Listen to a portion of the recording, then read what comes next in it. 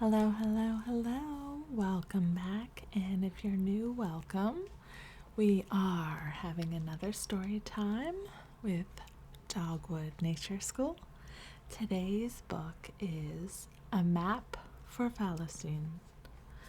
This book is about a Palestinian child's search for home. So let's go ahead and get started.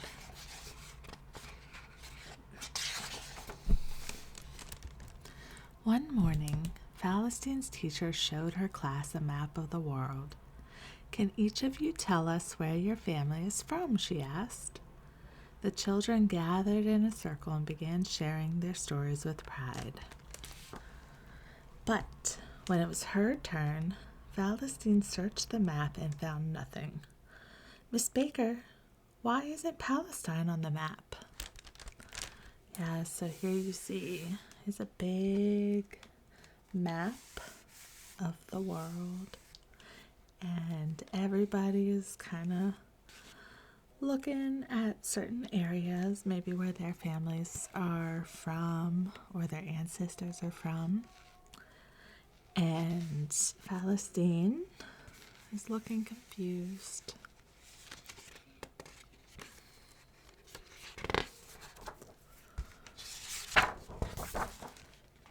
Miss Baker looked at the map. "I think there's no such place," Miss Baker said. Falasteen was troubled, confused, and curious. She needed to ask more questions. So you can see there's pictures that the kids drew. And here's Falasteen looking sad. Yeah. And her teacher doesn't think there's such a place.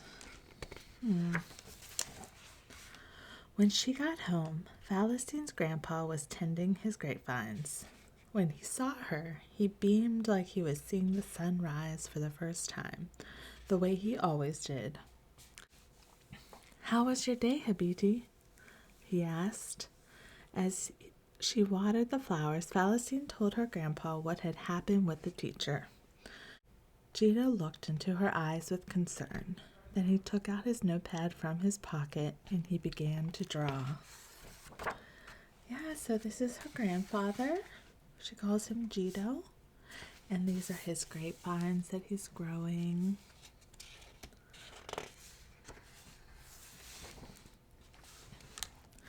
First, an outline of what seemed to be an ancient tooth, like the fossils in Falasteen's dinosaur book. Then ocean waves to the west, lines and borders to the east. With a steady hand, he drew little circles and gave life to cities and villages with names she had not heard before. He labeled one of those circles Huara, our home. Yeah, so you can see there's different areas on the map that he listed for her. And this one right here is where their family is from. When he was finished, he tore the paper out, folded it carefully, and gave it to Falasteen. "Here is your map, Omri," he said, "a gift from me to you. Your teacher needs teaching. You can show this to her so all of your friends can learn too."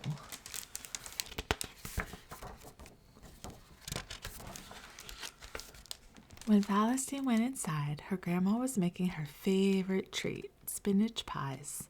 She washed her hands so she could help. Yeah, see, there's her grandma. She's hugging her. She's making looks like she's kneading and rolling out dough.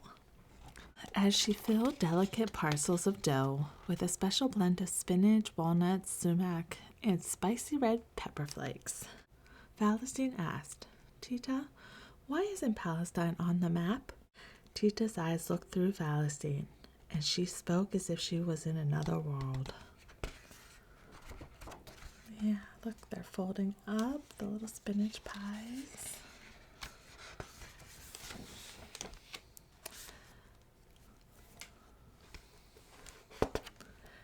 The soldiers came with their tanks and guns. I carried your mother in my arms and ran to the Jordan River to protect our family from harm. They destroyed our villages and gave them new names. They burned the fields and the olive trees. We left our homes and many loved ones behind. Aw, so here's the Tita, and here's her kids, and they're trying to leave and get out of the area. But I've held on to our house key. Tita unclasped the necklace she always wore and draped it around Falasteen's neck. Falasteen reached up to touch it. An iron key as old and precious as Tita. Oh, Falasteen was quiet and sad. Here's the key her grandma gave her.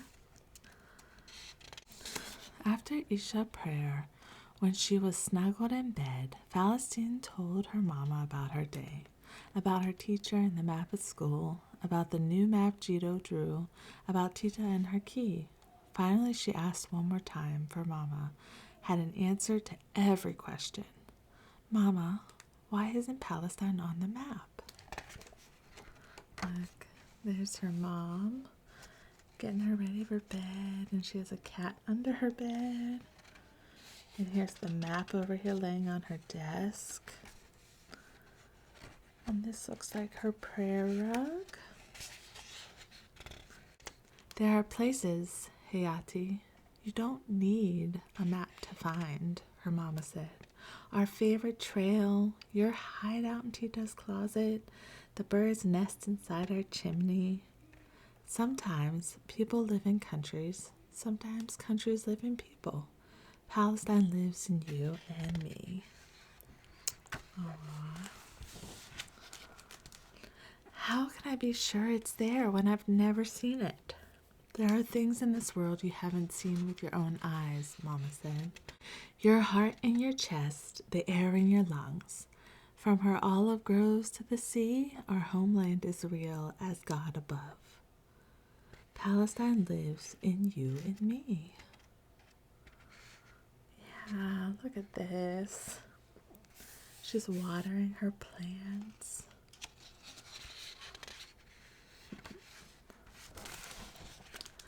My teacher said it doesn't exist, Falasteen whispered. Mama nodded. There are people who say it doesn't exist, that we don't exist, but their maps can't erase us, she replied, her voice calm and clear. Their maps can't erase our memories. Their maps can't erase our past. They think our freedom makes them less free, but it is wrong to deny a people their home. Palestine lives in you and me. Mama got in bed with Falasteen and held her close, smiling. She ran her fingers through her beautiful, stubborn curls.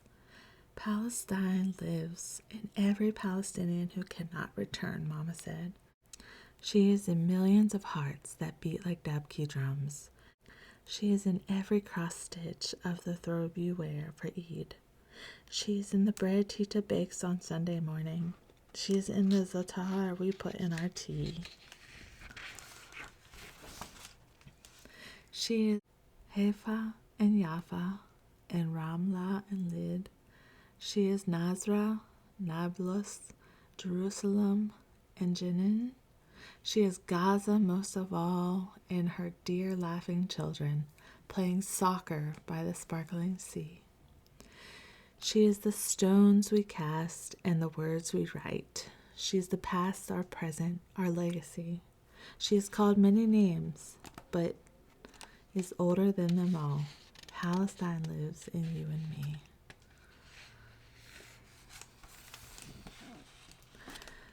Falasteen smiled and closed her heavy eyes. She thought about showing her map and her key to her class in the morning. She felt proud. Do you think we can go visit her sometime and meet our family, she asked. We will, Ruhi. I promise. They're all waiting for us. Author's note. Like many other children of refugees, I grew up searching for my homeland on every map I got my hands on. At a young age, I became aware of the way people withdrew when I told them I was Palestinian. Year after year, I waited for my teachers to tell me my people's story, but they never did. And yet, I was hesitant to ask my parents questions about Palestine. I saw how tensely they followed the news back home, with furrowed brows and tearful eyes. Falasteen is not so timid. She asks the questions salient in every Palestinian child's mind. These are questions that deserve answers. I hope this story helps families to find the words to begin this important conversation. A Map for Falasteen was inspired by the true story of my mother's family. When the first Israeli tanks entered Hawara in 1967, my tita Farida had to decide whether to stay or run.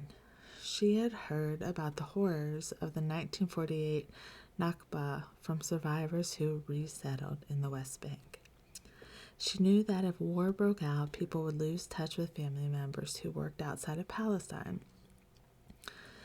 My Jido Ahmed, like many men in Hawara, provided for his family by working in neighboring countries. That's why my tita Farida decided to leave with her 8 children, one of them in her arms and one in her belly, hoping to reunite with my judo. For much of my life, all I knew about this journey was that my mama, 4 years old at the time, cried over leaving her favorite doll behind. Later on, I gradually gathered more details of their journey. My uncle told me how they stopped in a cucumber field one night and ate as much as they could to fill up their empty bellies. He told me about the people whose lives were lost on the journey to Jordan. And finally, I learned of the 2 youngest children, my aunt and uncle, who did not survive, baby Najla and baby Imad. May they rest in peace.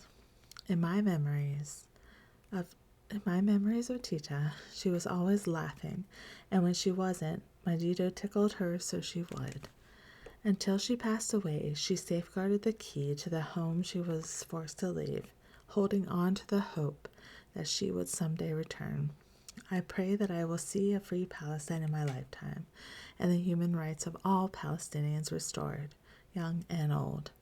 Until then, as we say, existence is resistance. Where is Palestine? Palestine is in the Middle East.